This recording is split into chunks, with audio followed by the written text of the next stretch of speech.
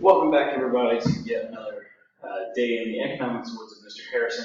So we are out in this lovely orchard, and I'm trying to figure out exactly how many jalapenos or apples it's going to take, which is similar to the production possibilities curve, which really explains how much I can produce.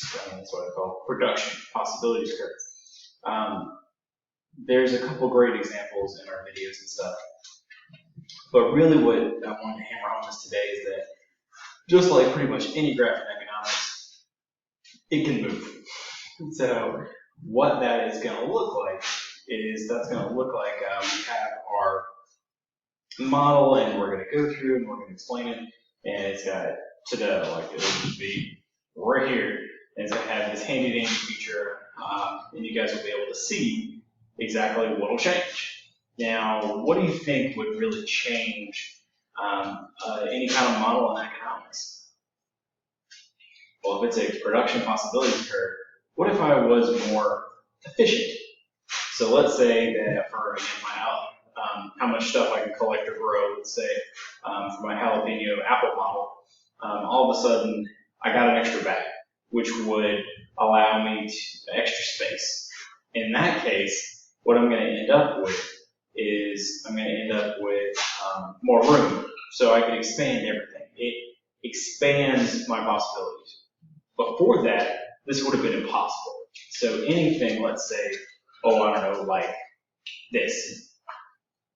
This would be impossible. You see the little dot outside everything? That's just going to be impossible, and you're not going to be able to make it work because you don't have the resources and capabilities. But let's say, again, I got a new bag. I got extra space.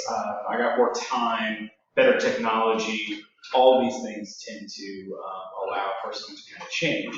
So if all of a sudden I got the opportunity for more resources, then maybe this point now is possible because my whole curve would shift outward.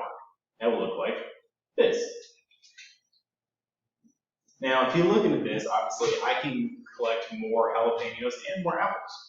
I can go anywhere along the line is efficient. Anywhere along the line is great. If I just want to go with one or just want to go with the other, that is still okay. That's the biggest thing you have to learn about this model is that just because it's on there doesn't mean it's wrong. As long as it's on the line, you're doing good. The problem becomes later. So if all of a sudden, let's say I only picked 2 jalapenos or 2 apples, we're going back to our original model. Again, it looks like this. If you're looking at it, 2 jalapenos and 2 apples is inside my model. Well, what's wrong with being inside the model? It just means I'm not using my resources correctly. It all comes down to that scarcity concept. And in this case, it's about allocation.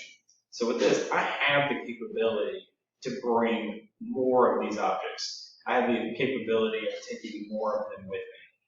But if I don't, then I'm just being inefficient. So anything inside the line is inefficient. Anything outside the line is impossible. So if you're looking at either point on the inside or the outside, it's not what you want. You want something on the line, anywhere on the line. Again, it could be 5 or 6 jalapenos and no apples, or it could be 10 apples and no jalapenos. Either one of those is fine.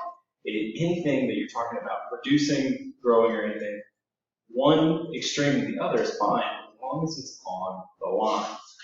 If it's not on the line, not okay. It means you're either not being efficient with your resources, so you're way under, or you're way over. For instance, if you had a workforce and all of a sudden a bunch of them were unemployed, do you think you're producing as much stuff as you could if a lot of people are out of a job? No.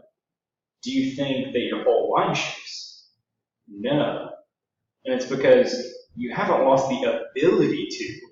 Your production and your resources are all still there. It's just you're operating inside the line because a bunch of people are unemployed.